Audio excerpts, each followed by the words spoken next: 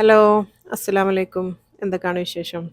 അപ്പോൾ ഇന്നത്തെ വീഡിയോയിൽ ഞാൻ കാണിക്കാൻ ഉദ്ദേശിച്ചത് ഒരു ഫ്രഞ്ച് ഡിന്നർ റോളാണ് കേട്ടോ. അടിപൊളി ബ്രെഡാണ്, സൂപ്പറാണ്. നമ്മളെ നാട്ടിലത്തെ ആ ഒരു ബ്രെഡിൻ്റെ ഒരു ടേസ്റ്റ് അങ്ങനത്തെ ഒന്നുമല്ല. വേറെ തന്നെ ഒരു വെറൈറ്റി ആയിട്ടുള്ള ഒരു ഫ്രഞ്ച് ഡിന്നർ റോളാണ്. സൂപ്പർ ബ്രെഡാണ് ഇത്. പുറത്തുള്ള ഇന്ത്യക്ക് പുറത്ത് നമ്മൾ എവിടെയെങ്കിലുമൊക്കെ പോയാൽ അവിടെയൊക്കെ വാങ്ങിക്കാൻ കിട്ടുന്ന അവരെ ഒരു മെയിൻ ഡിഷാണ് ഈ ഒരു ബ്രെഡ് എന്ന് പറയുന്നത് കേട്ടോ. അപ്പോൾ അത് വെച്ചിട്ട് ഉണ്ടാക്കാൻ പറ്റുന്ന നല്ലൊരു ഹെൽത്തി ആയിട്ടുള്ള ഒരു സാൻഡ്വിച്ചും കൂടിയാണ് ഞാൻ കാണിക്കുന്നത്. എന്താ പറയുക, ഓയിലൊന്നും ഇല്ലാണ്ട് നമ്മൾ ഗ്രില്ല് ചെയ്തിട്ടുള്ള ചിക്കൻ വെച്ചുണ്ടാക്കുന്ന നല്ല അടിപൊളി ഒരു സാൻഡ്വിച്ചും കൂടി. അതും ഞാൻ അവരെ സ്റ്റൈലിൽ തന്നെയാണ് ചെയ്യുന്നത്. നമ്മളെ മസാലകളൊന്നും ഇല്ല കേട്ടോ. അപ്പോൾ ഇഷ്ടമായിരുന്നെങ്കിൽ ലൈക്ക് ചെയ്യാനും ഷെയർ ചെയ്യാനും അതുപോലെ തന്നെ നിങ്ങളെ കമൻറ്റ്സ് അറിയിക്കാനും മറന്നു പോകരുത്.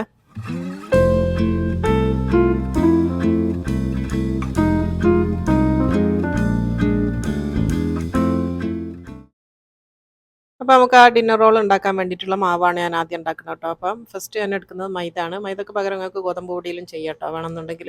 ഇതിപ്പോൾ ഒരു 4 കപ്പ് മൈദയാണ് ഇപ്പോൾ ഞാൻ എടുക്കുന്നത്, 4 കപ്പിൻ്റെ അളവിലേക്കുള്ളത്. ഇനിയിപ്പോൾ വേണ്ടത് പഞ്ചസാരയാണ്. ഒരു 3 ടേബിൾ സ്പൂൺ പഞ്ചസാര ചേർത്ത് കൊടുക്കുന്നുണ്ട്. 3 ടേബിൾ സ്പൂൺ ചേർത്ത്. പിന്നെ വേണ്ടത് ഇൻസ്റ്റൻറ്റ് ഈസ്റ്റാണ് കേട്ടോ. അതൊരു അര ടേബിൾ സ്പൂണാണ് ഇൻസ്റ്റൻറ്റ് ഈസ്റ്റ് ചേർത്ത് കൊടുക്കുന്നത്. പിന്നെ വേണ്ടത് 1 ടീസ്പൂൺ ബേക്കിംഗ് പൗഡറാണ്, ബേക്കിംഗ് സോഡ അല്ല, ബേക്കിംഗ് പൗഡർ. പിന്നെ വേണ്ടത് ആവശ്യത്തിന് ഉപ്പ്, ഒരു 1.5 ടീസ്പൂൺ ഉപ്പ് ചേർത്ത് കൊടുക്കുക. ഒരു 1.5 ടീസ്പൂൺ മതിയാവും.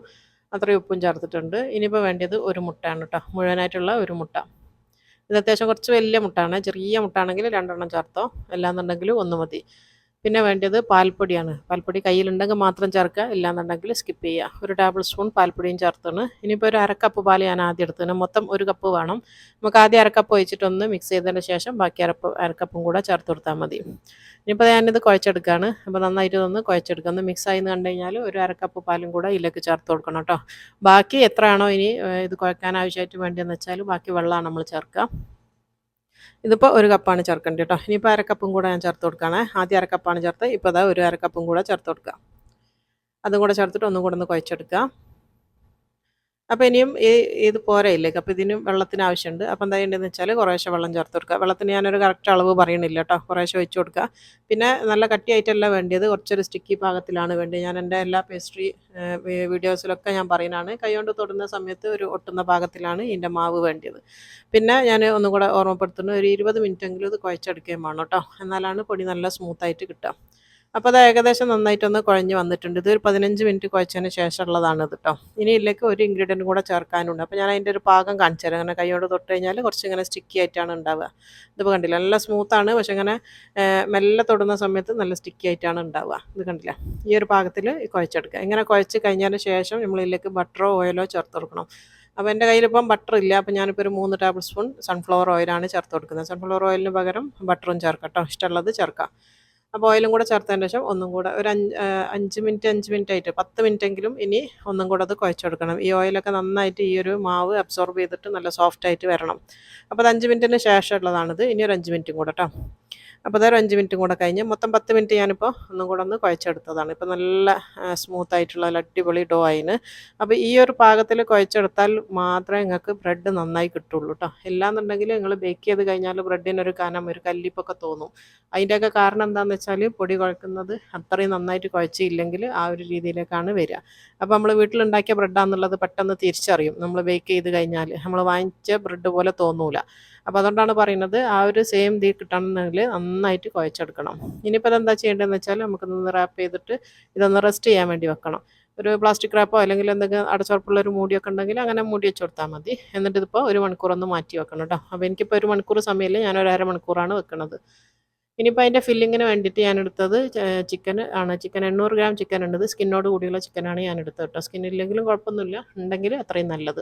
ഇനിയിപ്പോൾ ഇതിലേക്ക് ഒരു മസാല ഉണ്ടാക്കണം. മസാലയ്ക്ക് വേണ്ടി ഞാൻ എടുക്കുന്നത് 1.5 ടീസ്പൂൺ പാപ്രിക്ക പൗഡറാണ് കേട്ടോ. എരിവില്ലാത്ത ഒരു പാപ്രിക്ക പൗഡറാണ് എടുത്തത്. പിന്നെ വേണ്ടത് സോയാ സോസാണ്. 1 ടേബിൾ സ്പൂൺ സോയാ സോസും കൂടെ ചേർത്ത് കൊടുക്കുക. അപ്പോൾ ഞാനത് ചെയ്തുകൊണ്ടിരിക്കുന്ന സമയത്ത് നമ്മളെ ബ്ലാക്കി വന്നിട്ട് ഇവിടെ നിന്ന് ഇടങ്ങാറാക്കുന്നുണ്ട്, ഒക്കെ എന്തെങ്കിലും കൊടുക്കാൻ വേണ്ടിയിട്ട്. അപ്പോൾ ഇതോളം മെയിൻ ഫുഡല്ല, ഇങ്ങനെ ഈ ഒരു സ്നാക്ക് എന്ന് അതിന് പറയാം കേട്ടോ. ഇതാണ് കൊടുക്കേണ്ടത്. ഇത് കിട്ടാൻ വേണ്ടിയിട്ടാണ് വന്ന് ഇങ്ങനെ മുട്ടി കളിക്കുന്നത്. അപ്പോൾ അത് കുറച്ച് കൊടുത്തു കഴിഞ്ഞാൽ പിന്നെ ഓളെ ഭാഗത്ത് അങ്ങ് പോയിക്കോളും. അപ്പോൾ ഇത് കൊടുത്തു കഴിഞ്ഞിട്ട് നമുക്ക് നമ്മളെ ബാക്കി പണി ചെയ്യുകയും ചെയ്യാം. ഇതിങ്ങനെ നമ്മൾ എന്തെങ്കിലും ചെയ്യുകയാണെങ്കിൽ അതിൻ്റെ ഇടയിൽ വന്നിട്ട് ഇങ്ങനെ നിൽക്കുന്നത് ഒരു പാവത്തിനോട്ട് നിൽക്കുകയാണ് ചെയ്യുക. അപ്പോൾ ഇത് കൊടുത്തു കഴിഞ്ഞാൽ ഒരു ഉഷാറായിക്കോളും. പിന്നെ അങ്ങ് റെഡി ആയിട്ട് മൂപ്പരങ്ങ് എണീച്ച് പോയിക്കോളും. അപ്പോൾ ഞാനിപ്പോൾ ഇതിങ്ങനെ ചെയ്യുന്ന സമയത്ത് എൻ്റെ അതിൻ്റെ ഉള്ളിൽ കൂടെ ഒക്കെ ഇങ്ങനെ നടന്ന് കളിക്കുക. ട്രൈപ്പോഡും റിംഗ് ലൈറ്റിൻ്റെ ഒക്കെ സ്റ്റാൻഡിൻ്റെ ഉള്ളിൽ കൂടെ അങ്ങോട്ടും ഇങ്ങോട്ടും ഇങ്ങനെ നടന്ന് കളിക്കുകയാണ്. ഇതിപ്പോൾ മതിയായിട്ടോ, ഒന്ന് ബാക്കിയുണ്ട്. പക്ഷേ ഓക്ക് മതിയായി കഴിഞ്ഞാൽ പിന്നെ കഴിക്കൂല, എന്തെന്നെ ചെയ്താലും പിന്നെ കഴിക്കൂല, അത്രയും മതി.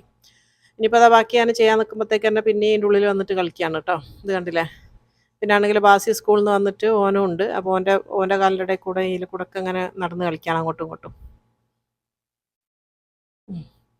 ഇനിയിപ്പോൾ നമുക്ക് ബാക്കി പണി തുടങ്ങാം. അപ്പോൾ നമ്മൾ ഇനി ഇതിലേക്ക് ചേർത്ത് കൊടുക്കേണ്ട ബാക്കി ഐറ്റം നോക്കട്ടോ. ഇനി വേണ്ടത് ബാർബിക്യൂ സോസാണ്, 1 ടേബിൾ സ്പൂൺ ബാർബിക്യൂ സോസ്. അതിങ്ങനെ കുപ്പിയിൽ വാങ്ങിക്കാൻ കിട്ടുന്നതാണ്. ഇനിയിപ്പോൾ വേണ്ടത് ഗാർലിക് പൗഡറാണ്, ഒരു 1/2 ടേബിൾ സ്പൂൺ ഗാർലിക് പൗഡർ. ഇതിന് നിങ്ങളെ കയ്യിലില്ലെന്നുണ്ടെങ്കിൽ ഗാർലിക് അരച്ചിട്ട് ചേർത്താലും മതി.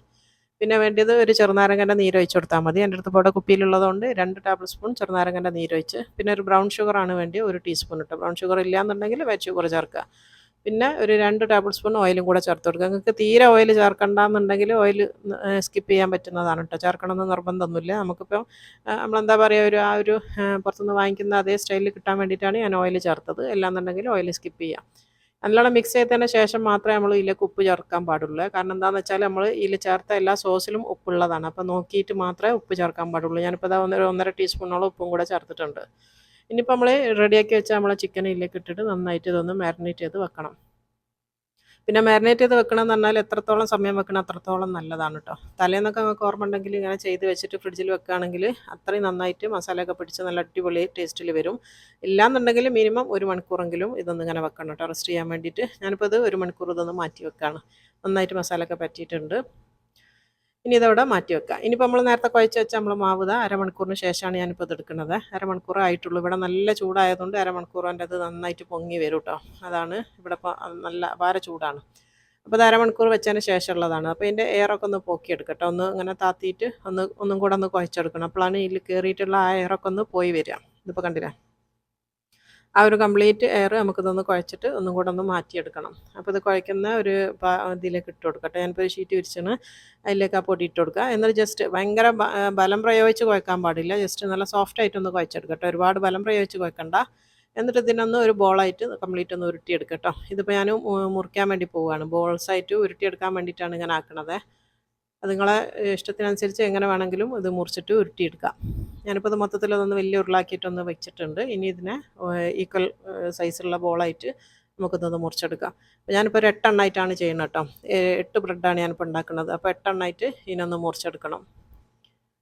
അപ്പോൾ ഒരേ വലുപ്പത്തിലാകാൻ വേണ്ടിയിട്ടാണ് ഇങ്ങനെ മുറിക്കുന്നത്. അപ്പോൾ നിങ്ങൾക്ക് കൈ വെച്ചിട്ട് എന്നെ അങ്ങനെ ഉരുട്ടിയെടുക്കാൻ പറ്റുമെന്നുണ്ടെങ്കിൽ അങ്ങനെ മുറിച്ചെടുത്താലും മതി. അപ്പോൾ അത് 8 ബോൾസ് ഞാനിപ്പോൾ റെഡി ആയിട്ട് വെച്ചിട്ടുണ്ട്. 8 ബ്രെഡാണ് ഇത് വെച്ചിട്ട് ഉണ്ടാക്കുക. ഇനിയിപ്പോൾ ഇതിൽ നിന്ന് ഓരോന്നും നന്നായിട്ട് നമ്മളൊന്ന് ബോളാക്കി എടുക്കുക. നമ്മൾ സാധാരണ ചപ്പാത്തിക്കൊക്കെ ചെയ്യണ പോലെ നന്നായിട്ടൊന്ന് ഉരുട്ടി ബോളാക്കി എടുക്കുക കേട്ടോ. നല്ല സ്മൂത്തായിരിക്കണം. ഇതിൽ ക്രാക്കൊന്നും ഉണ്ടാവാൻ പാടില്ല. നല്ല സ്മൂത്തായിട്ട് വരണം കേട്ടോ. അതാണ് ശ്രദ്ധിക്കേണ്ടുള്ളൂ. ഒറ്റ ക്രാക്കും ഉണ്ടാവാൻ പാടില്ല. ഈ രീതിയിൽ ഇതുപോലെ തന്നെ ബാക്കിയുള്ള എല്ലാം എടുത്തിട്ട് നന്നായിട്ട് ഉരുട്ടിയിട്ട് ബോൾസാക്കി എടുക്കുക.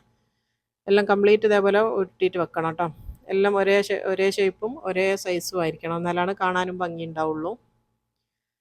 ഇപ്പോൾ അത് കംപ്ലീറ്റ് ഞാനെല്ലാം ഉരുട്ടി ബോൾസാക്കി വെച്ചിട്ടുണ്ട് കേട്ടോ. ഇതിനെ ഇനി എന്താ ചെയ്യേണ്ടതെന്ന് വെച്ചാൽ ഇതിനൊന്ന് റെസ്റ്റ് ചെയ്യാൻ വേണ്ടി വെക്കണം. ഒരു 15 മിനിറ്റെങ്കിലും ഇതൊന്ന് റെസ്റ്റ് ചെയ്യാൻ വേണ്ടി വെക്കണം കേട്ടോ.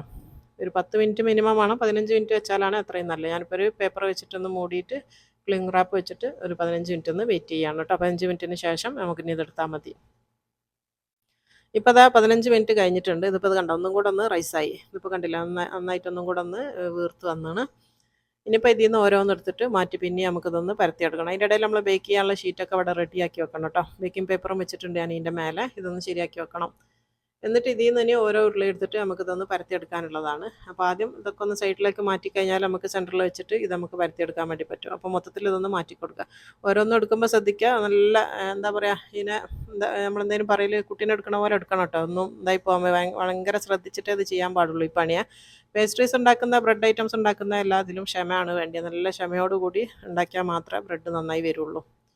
എന്നിട്ട് ചെറുതായിട്ടൊന്ന് ഞാനിപ്പോൾ മൈദ വിതറി കൊടുത്തിട്ട് ചെറുതായിട്ടിട്ടോ, ലൈറ്റായിട്ടേ വിതറാൻ പാടുള്ളൂ. എന്നിട്ട് കൈ വെച്ചിട്ട് നന്നായിട്ട് ഒന്ന് പരത്തി എടുക്കാം. ഇതിന് നമ്മൾ ഇതൊന്നും എടുക്കണ്ട കേട്ടോ, റോളറൊന്നും എടുക്കണ്ട, കോയിലും ഇതൊന്നും എടുത്തിട്ട് പരത്തണ്ട. കൈ വെച്ചിട്ടൊന്ന് ഇങ്ങനെ പരത്തിയെടുത്താൽ മതി.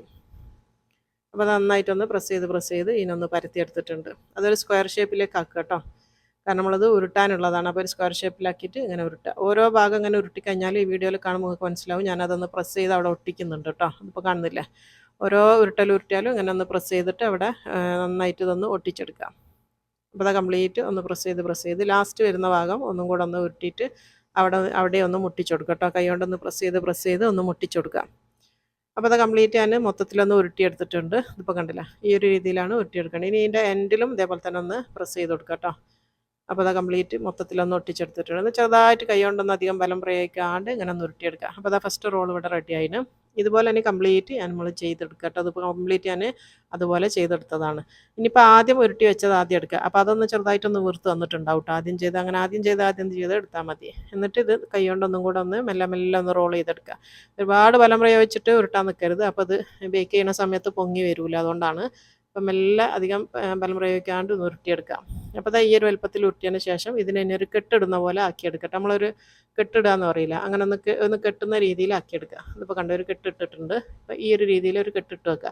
അപ്പോൾ 2 വാല് കണ്ട അപ്പുറം വരുന്നത്. അപ്പോൾ മുകളിൽ വരുന്ന വാലില്ലേ, അതിനെ നമുക്ക് ഇതിൻ്റെ ഉള്ളിൽ കൂടെ ഒന്ന് എടുക്കണം കേട്ടോ. ഇപ്പോൾ അതിൻ്റെ ഇടയിൽ ഒന്ന് വിരലിട്ട് വെക്കുക. എന്നിട്ട് ആ ഭാഗം അതിൻ്റെ അടിയിൽ കൂടി എടുക്കുക. അടിയിൽ വരുന്ന ആ ഭാഗമല്ലേ, അതവിടെ പിടിച്ച് വെക്കുക കേട്ടോ. ഇനിയിപ്പോൾ ഇപ്പുറത്ത് വരുന്ന സാധനമില്ല, അതിനെ അടിയിലേക്ക് എടുത്ത് വെച്ചിട്ട് അതിനെ രണ്ടിനും കൂടെ ഒന്ന് കൂട്ടി യോജിപ്പിച്ച് കൊടുക്കുക. ഇതിപ്പോൾ കണ്ടില്ല, നന്നായിട്ടൊന്ന് പ്രസ് ചെയ്ത് കൊടുത്തു കഴിഞ്ഞാൽ അതവിടെ ഒട്ടിയിട്ട് അവിടെ നിന്നോളും.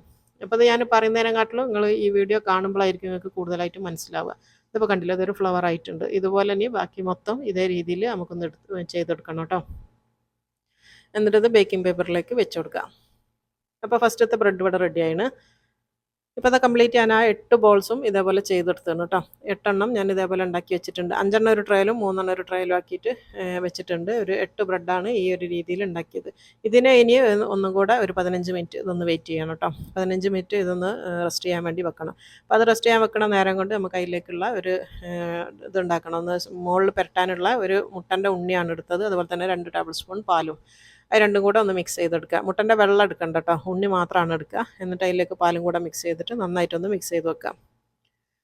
ഇനിയിപ്പോൾ അതിൻ്റെ ഇടയിൽ നമ്മളിപ്പം ചിക്കൻ ഒന്ന് ഗ്രില്ല് ചെയ്യാൻ വേണ്ടി വെക്കാൻ വേണ്ടി പോവുകയാണ് കേട്ടോ ഞാൻ. അപ്പോൾ ഗ്രില്ലിൻ്റെ ഓപ്ഷൻ നെക്കി കൊടുത്താൽ മതി. എല്ലാം നിങ്ങൾക്ക് ഗ്രില്ലില്ല, നിങ്ങൾ ഓവനിൽ നിന്നുണ്ടെങ്കിൽ ബേക്ക് ചെയ്താലും മതി കേട്ടോ. ഞാനിപ്പോൾ ഗ്രില്ലിൻ്റെ ഓപ്ഷനാണ് നിൽക്കാൻ വേണ്ടി പോണത്. എന്നിട്ട് കംപ്ലീറ്റ് നമ്മളൊന്ന് ഷീറ്റിലേക്ക് മാറ്റി കൊടുക്കുക. അതിൻ്റെ ഈ ഒരു മസാലയൊന്നും പോക്കണ്ട കേട്ടോ. എല്ലാ മസാലയും ഇതിൻ്റെ മേലെ തന്നെ വെച്ച് കൊടുത്താൽ മതി. നല്ല ടേസ്റ്റാണ് അതും കൂടെ വരുന്ന സമയത്ത്. അപ്പോൾ ഞാനിപ്പോൾ കംപ്ലീറ്റ് ഇതിൻ്റെ മേലൊക്കെ വെച്ച് കൊടുത്തിട്ടുണ്ട്. ഇതിപ്പോൾ കണ്ടില്ലേ, ഈ ഒരു രീതിയിൽ കംപ്ലീറ്റ് ഇതിൻ്റെ മേലാക്കി കൊടുക്കുക.